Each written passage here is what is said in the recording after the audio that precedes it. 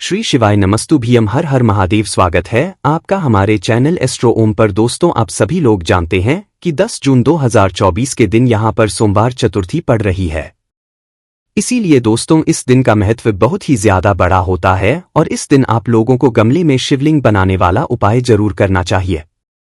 और दोस्तों, बहुत सारे लोगों ने तो ये वाला उपाय करना भी शुरू कर दिया है, पर बहुत सारे लोगों को उपाय समझ नहीं आया है, जिस कारणवश वो अभी तक ये वाला उपाय नहीं कर पाए हैं। तो इस वीडियो में आप लोगों को हम 3 जून, जिस दिन जून महीने का पहला सोमवार है, दिन आप लोगों को गमले में शिवलिंग बनाने वाला उपाय जरूर करना चाहिए, जो कि पंडित जी ने अपनी अभी की ही कथा में यहाँ पर बताया हुआ है। तो दोस्तों, इस उपाय को आपको कैसे करना है, कब करना है, कहाँ पर करना है और उपाय को करते समय आपको किन किन बातों का ध्यान रखना है, ये सारी जानकारी हम आपको इस वीडियो में देंगे। और आप लोग ये बात पहले से जानते हो कि पंडित जी जो भी नया उपाय बताते हैं, उस उपाय को जो भी लोग पहले करते हैं भाई, उन लोगों को इस उपाय को करने का जो फल है वो बहुत ही जल्दी मिलता है और बहुत बड़ा होकर मिलता है। इसलिए दोस्तों, हम आपको इस उपाय के बारे में वापस से बता रहे हैं। तो दोस्तों, इस उपाय में आपको करना क्या होता है, सबसे पहले वो आप एक बात समझ लो। तो देखो, इस उपाय में आप लोगों को मात्र एक पार्थिव शिवलिंग बनाना होता है। पार्थिव शिवलिंग बनाने का मतलब होता है कि आप मिट्टी से ही अपने हाथों से एक छोटा सा शिवलिंग बनाओ, उसे हम पार्थिव शिवलिंग कहते हैं। पर ये पार्थिव शिवलिंग हमें कहाँ पर बनाना है, ये उपाय हम कहाँ पर कर सकते हैं, तो सबसे पहले आप लोग ये बात सुन लो। तो देखो, इस उपाय को करने की पंडित जी ने 2 जगह बताई है। इस उपाय को करने की सबसे अच्छी बात यही है कि इस उपाय को अगर आप अपने घर में ही करना चाहते हैं तो भी कर सकते हैं, कोई भी दिक्कत वाली बात नहीं है। तो देखो, जो 2 स्थान है, वो 2 स्थान में से सबसे पहला जो स्थान है वो है कोई सा भी वृक्ष, मतलब कोई सा भी ऐसा पेड़ जो कि बड़ा हो, जिसके नीचे बैठकर आप लोग अपना यह वाला उपाय कर सकते हो। 5 बेलपत्र वाला उपाय कर सकते हो या गमले में शिवलिंग बनाने वाला उपाय कर सकते हो। उसके बाद में जो दूसरी जगह है वो है दोस्तों आपका गमला। क्या वो कौन सी जगह आपका गमला है? ना तो आपके घर में जो गमला है, उस गमले में जो भी पौधा लगा हुआ है, उस पौधे के नीचे उस गमले में आप लोग ये 5 पेड़ पत्र वाला उपाय कर सकते हो। बस ध्यान इस बात का रखना है कि जिस गमले में आप लोग ये वाला उपाय करोगे, उस गमले में तुलसी मैया का पौधा नहीं लगा हुआ होना चाहिए, और अगर लगा हुआ है तो भाई आप लोगों को उस गमले में ये वाला उपाय नहीं करना है। फिर इसके अलावा आप लोग किसी भी और पेड़ के नीचे ये वाला उपाय कर सकते हो। अब भाई, यहाँ पर प्रश्न ये भी आप लोगों के निकल कर आया है कि अगर हम पेड़ के नीचे ये वाला उपाय कर रहे तो हम कौन कौन से पेड़ के नीचे ये वाला उपाय कर सकते हैं? तो देखो, पंडित जी ने ऐसे पेड़ के नाम तो नहीं बताए हैं, पर हम आप लोगों को बता दें कि जो भी पूजनीय वृक्ष होते हैं, जैसे कि बेलपत्र का हो गया, पीपल का हो गया, या इसके अलावा शमी पत्र का हो गया, आम का हो गया, अमरूद का हो गया, जो भी वृक्ष है, इनके नीचे आप लोग अपना यह वाला उपाय कर सकते हो। क्योंकि पंडित जी ने ऐसा कुछ नहीं बोला है कि आप इसी पेड़ के नीचे ये वाला उपाय कर सकते हो। जो भी पेड़ हैं जो कि पूजनीय होते हैं, बड़े पेड़ होते हैं, उन पेड़ों के नीचे आप लोग अपना यह वाला उपाय सकते हो। उसके बाद में दोस्तों, जो हम पार्थिव शिवलिंग बनाएंगे वो कितनी शिवलिंग बनाएंगे? तो देखो, यहां पर सिर्फ एक ही पार्थिव शिवलिंग बनाना है आपको, एक से ज्यादा नहीं बनाना। उसके बाद में ये जो पार्थिव शिवलिंग की मिट्टी होगी, ये क्या हमें अलग से लेकर आना है, या जिस पेड़ के नीचे हम लोग ये वाला उपाय कर रहे हैं, या जिस गमले में हम लोग ये वाला उपाय कर रहे हैं, वहीं की मिट्टी से हमें ये वाला शिवलिंग बनाना है। तो देखो, जिस पेड़ के नीचे बैठकर आप लोग अपना ये वाला उपाय कर रहे हो, ये जिस गमले में आप लोग ये वाला उपाय कर रहे हो, वहीं की मिट्टी आपको लेना है और उसी मिट्टी से एक छोटा पार्थिव शिवलिंग बनाना है। ऐसा नहीं है कि भाई आपको बड़ा सा पार्थिव शिवलिंग बनाना है, एक छोटा सा पार्थिव शिवलिंग वहीं के वहीं आपको थोड़ी सी मिट्टी को ऊपर उठाकर जो है क्या कर देना है, एक शिवलिंग का निर्माण कर देना है। आप उसमें जल की भी मतलब हेल्प ले सकते हो कि अगर आपको मतलब जल उसमें चाहिए पड़ेगा शिवलिंग बनाने के लिए, तो भाई आप जल भी ले सकते हो, उसमें कोई भी दिक्कत वाली बात नहीं है। और ये बात आप सभी लोग जानते हैं कि उपाय जो है वो सुबह के समय होगा। कब होगा? सुबह के समय होगा। थोड़ी बहुत देर भी हो जाती है, 10, 11, 12 बजे तक उपाय कर लेते हो तो भी कोई दिक्कत वाली बात नहीं है, आपका उपाय काम जरूर करेगा। उसके बाद में दोस्तों, ये वाला उपाय करना किसको है? तो देखो, हम आपसे पहले ही बोल चुके हैं कि ये वाला उपाय विशेष रूप से घर की जो बड़ी माताएं बहनें होती हैं उनको करना है, और घर की सभी बड़ी माताओं बहनों को नहीं करना है। घर में से जो एक बड़ी माता बहन होंगी उनमें से किसी भी एक बड़ी माता बहन को ये वाला उपाय कर लेना है। पुरुष को ये वाला उपाय कर भी सकते हैं और नहीं भी कर सकते हैं। उसका ये सबसे बड़ा कारण ये है कि ये वाला उपाय आपके की दुख और परेशानियों को दूर करेगा, आपके घर में जो भी आपकी परेशानियां चल रही होंगी उनको दूर करेगा और आपकी मनोकामनाओं को पूर्ण करेगा। तो हो सके तो भाई आप में से जो भी घर की जो बड़ी माताएं बहनें हो उनको ही मुख्य रूप से ये वाला उपाय करना है। पर अगर किसी कारणवश घर की माताएं बहनें उपाय ना कर पा रही हों, क्या वो घर में उपस्थित ना हो, तो फिर उस स्थान पर फिर घर का कोई जो बड़ा पुरुष होगा वह ये वाला उपाय कर सकता है। पर कोशिश आपकी यही होनी चाहिए कि घर की बड़ी माताओं बहनों में से कोई एक माता बहन इस 5 बेलपत्र वाले उपाय को यहाँ करें, ठीक है। उपाय को करते समय शुद्धता का विशेष रूप से ध्यान रखना है।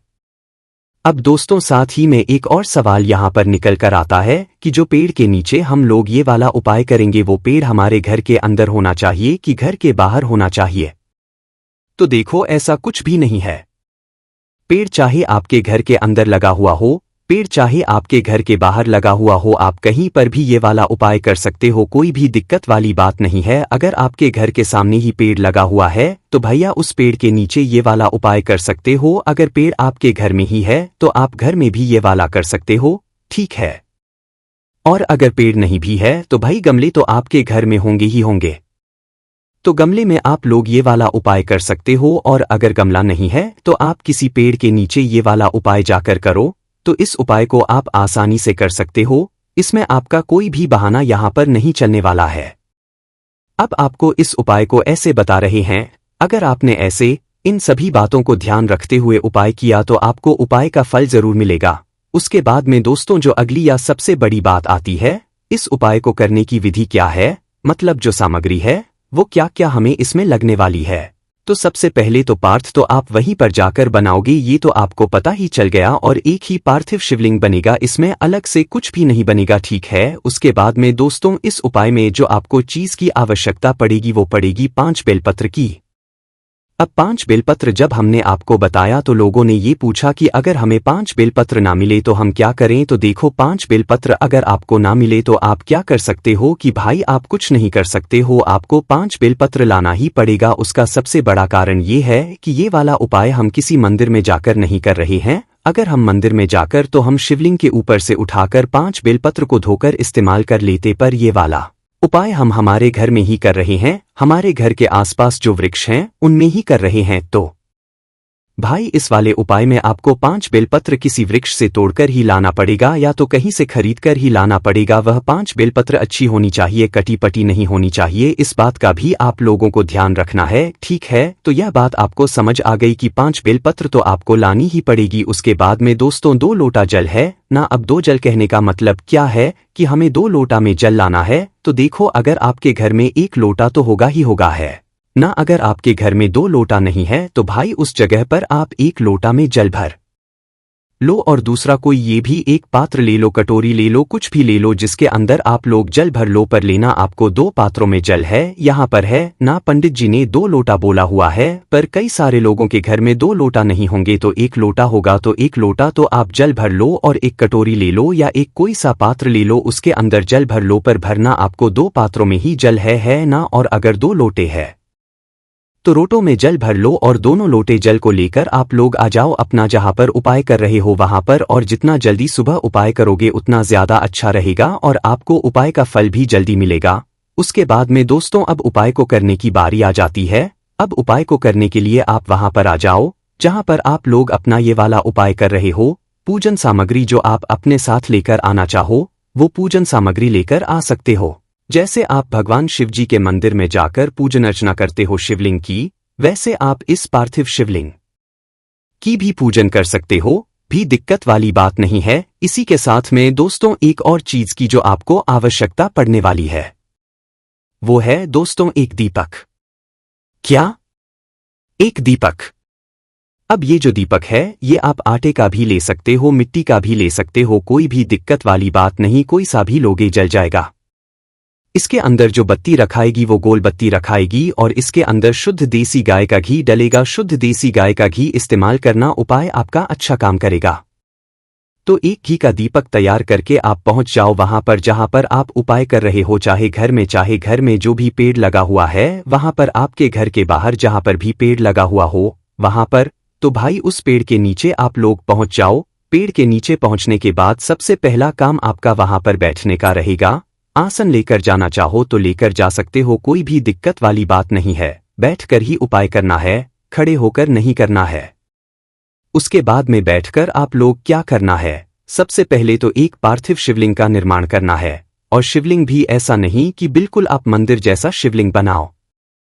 आपसे जैसा शिवलिंग बनता है ना वैसा आप मात्र एक पार्थिव शिवलिंग का मतलब ये होता है कि आपको मात्र शिवलिंग बनाना है, जो आपको अपनी हथेली से जो है थोड़ी सी मिट्टी को ऊपर की ओर उठाकर बस उस शिवलिंग को इस तरीके से तैयार कर देना है। बिल्कुल ऐसा जमाकर शिवलिंग ही बनाना है। आपको मात्र आसानी से जैसे आपसे शिवलिंग बनता है अपनी हथेली से वैसे आपको बना देना है और सीधे हाथ के जरिए से शिवलिंग बनाना है। शिवलिंग जैसे ही आपका बन जाता है उसके बाद में आपको क्या करना है दोस्तों, अपनी 5 बेलपत्रों को निकाल लेना है। क्या करना है, अपनी 5 बेलपत्रों को निकाल लेना है। अब यहां पर आपको पहले जल नहीं चढ़ाना है। बहुत सारे लोग पूछ रहे थे कि भाई पहले हमें जल चढ़ाना है कि बेलपत्र चढ़ाना है। तो पहले आपको चढ़ाना है और दीपक भी पहले नहीं जलाना है, ना जलाकर रखना है। अब कब जलाना है वो हम आपको बताएंगे।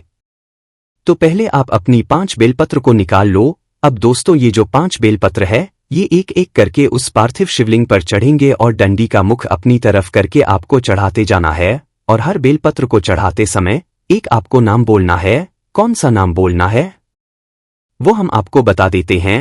देखो शिव जी की 5 बेटियां हैं। अब 5 बेटियां में से एक एक बेलपत्र चढ़ाते समय आपको एक एक बेटी का नाम बोलते जाना है। देखो हम आपको 5 बेटियों का नाम बता देते हैं, आप इसे लिख लो या नोट कर लो या याद कर लो। तो शिवजी की 5 बेटियों का जो नाम है वो है जया, विषहरा, शामली, बारी, दाउतली और देव। ये शिव जी की 5 बेटियों का नाम है। इन 5 बेटियों का नाम आपको एक एक करके एक एक बेलपत्र को चढ़ाते समय आपको बोलना है। जैसे शिवलिंग पर बेलपत्र चढ़ता है वैसे ही यहां पर भी बेलपत्र चढ़ेगा। तो एक एक बेलपत्र को चढ़ाते समय शिवजी की एक एक बेटी का आप लोग नाम लेते जाना। जैसे ही आप एक एक बेलपत्र को चढ़ाते हो शिवजी की बेटी का नाम लेते जाते हो। आपकी 5 बेलपत्र चढ़ जाती है। उसके बाद में आपको क्या करना है, अब अपना वो है लोटा जल निकाल लेना है। 2 लोटा जो जल है या 2 पात्रों में जो जल लेकर आए हो उसे ले लेना है ना। अब 2 पात्रों का जल है वो आपको अपने दोनों हाथों में पकड़ लेना है। एक सीधे हाथ में पकड़ लेना है, एक उल्टे हाथ में पकड़ लेना है। चाहे किसी भी पात्र में आप जल लेकर आए हुए हो अपने दोनों हाथों में एक एक पकड़ लेना है। उसके बाद में आपको इसी 5 बेलपत्र के ऊपर पार्थिव शिवलिंग के ऊपर इन दोनों पात्रों को आमने सामने कर लेना है ना, क्योंकि दोनों पात्रों का जल आपको एक साथ एक धारा से चढ़ाना है। इस बात का भी ध्यान। तो दोनों पात्रों को आमने सामने कर लो और आमने सामने कर कर अपने पात्रों से जल गिराना शुरू करो। धारा बनाकर जल गिराना शुरू करो उन्हीं 5 बेलपत्र के ऊपर, इसी पार्थिव शिवलिंग के ऊपर है ना। तो आप जल धारा गिराना शुरू करो और ऐसी ही धारा बनाकर पूरा जो जल है वो उस पार्थिव शिवलिंग पर इन 5 बेलपत्रों पर समर्पित कर दो। जैसे ही आपका जल समर्पित हो जाता है अब आपको अपना दीपक जो है उसे जलाना है। आप चाहो तो दीपक जब उपाय शुरू कर रहे हो ना तो उस समय भी जलाकर रख सकते हो, कोई भी दिक्कत वाली बात नहीं है। तो आप अपना भय दीपक जला लो। दीपक जलाकर फिर इस दीपक से आप चाहो तो उस पार्थिव शिवलिंग की आरती कर सकते हो। जो भी समर्पित करना है ना वो आप सारी चीज कर सकते हो, कोई भी दिक्कत वाली बात नहीं है, ठीक है। इसके बाद में दोस्तों जैसे ही आपका वह दीपक जल जाता है उस दीपक को जलाकर वहां पर मतलब आपको शिवलिंग की आरती उतारकर वहां पर रख देना है। और रखकर आपको क्या करना है, भगवान से वहां पर प्रार्थना करना है, ठीक है। प्रार्थना करना है, उनसे विनती करना है। आपकी जो भी मनोकामना हो या जो भी दुख और परेशानी हो जिसके लिए आप लोग अपना यह वाला उपाय कर रहे हो, अपनी वह दुख और बोलना है। अपनी किसी एक ही काम के लिए ये वाला उपाय करना, बस इस बात का ध्यान रखना। एक साथ आप 10 मनोकामना मत बोल देना, एक साथ आप 10 दुख और परेशानी मत बोल देना। तो अपनी किसी एक ही दुख और परेशानी के लिए मतलब आप उपाय करना। अपनी जो भी मनोकामना या दुख और परेशानी है वो जो है मतलब दीपक जलाने के बाद भगवान से विनती करके हाथ जोड़कर बोल देना और वहीं पर भगवान को धोख जरूर दे देना, मतलब उनके सामने सर जरूर झुका देना। अब उसके बाद में आपको क्या करना है दोस्तों कि ये जो 5 बेलपत्र हैं ये 5 बेलपत्रों को आपको छोड़कर नहीं है, ये 5 बेलपत्र को उस पार्थिव शिवलिंग के ऊपर से आपको उठाना है और उठाकर इन्हें आपको अपने घर पर लेकर आना है। इन 5 बेलपत्र के अंदर भगवान शिव जी का आशीर्वाद आ गया है और आशीर्वाद आ गया है तो इन्हें आप जब अपने घर पर रखोगे तो आपके घर में सुख और शांति बनी रहेगी और दुख और परेशानी जो होगी वो दूर हो जाएगी और आगे से दुख और परेशानी नहीं आएगी। अब यहाँ पर 2 सबसे बड़े प्रश्न है कि जो हमने पार्थिव शिवलिंग बनाया उसका क्या करना है और जो 5 बेलपत्र हमने अपने घर पर रखी हुई है इन्हें कब तक रखना है और कब तक रखकर इनका क्या करना है। देखो, जो पार्थिव आपने बनाया हुआ है उसका विसर्जन वहीं के वहीं कर देना, मतलब 5 बेलपत्र उठाकर पर जब तक वह दीपक ठंडा ना हो जाए जब तक तो मत करना। जैसे ही वह दीपक जो आपने जलाया हुआ है वह ठंडा हो जाए उसके बाद में आप लोग अपना यह वाला जो उपाय है ये कर सकते हो, ठीक है। तो दीपक उठाकर दीपक ठंडा हो जाए तो भाई उसके बाद आप उस पार्थिव शरीर का विसर्जन कर सकते हो। और जो बेलपत्र आप अपने घर में लेकर आए हुए हो यह बेलपत्र कम से कम आपको 2.5 महीने तक अपने घर में रखना है, ठीक है, क्योंकि 2.5 महीने के अंदर आपने जिस मनोकामना के लिए, जिस दुख और परेशानी के लिए वाला उपाय किया होगा वह 2.5 महीने के पूरी हो जाएगी या दुख और परेशानी दूर हो जाएगी। वैसे दोस्तों पंडित जी ने बोला है कि 15 दिनों में आपको इस उपाय को करने के बाद फल मिलना चालू हो जाएगा। पर दोस्तों उसके बाद में हमें इन 5 बेलपत्र का क्या करना है जो कि हम उपाय के लिए अपने घर पर लेकर आए हुए, तो और इन्हें कहाँ पर रखना है। तो देखो, जब उपाय को करके अपने घर पर इन 5 बेलपत्रों को लाओ तो किसी भी शुद्ध स्थान पर रख देना है, अपने भगवान जी वाले स्थान पर रख देना है, किसी भी अच्छी जगह पर आप इन 5 बेलपत्रों को रखना। किसी भी एक पात्र में रख सकते हो, कपड़े में बांधने की आपको जरूरत नहीं है। और जैसे ही 2.5 महीना होता है भाई आपको इन 5 बेलपत्र का विसर्जन कर देना है। विसर्जन कैसे करोगे, किसी भी बहते हुए जल में आप जाकर इन 5 बेलपत्र का विसर्जन कर सकते हो, ठीक है, क्योंकि ज्यादा दिन के बाद अपने आप ये बेलपत्र सूख जाएगी तो इसके बाद आप इनका विसर्जन कर देना, कोई भी दिक्कत वाली बात नहीं है। यहाँ पर ये वाला उपाय पूरा हो जाता है। अब दोस्तों इस उपाय को आप खुद कहो कि हमने आपको कैसे समझाया है। इस उपाय को ऐसे समझाया कि आपके मन में कोई सवाल आ नहीं वाला अगर आपने पूरी वीडियो को अच्छे से देखा हुआ है। बाकी दोस्तों इस उपाय को करने में अगर आपको कोई भी दिक्कत समस्या आती है तो कमेंट करके पूछ सकते हैं। श्री शिवाय नमस्तुभ्यम, हर हर महादेव।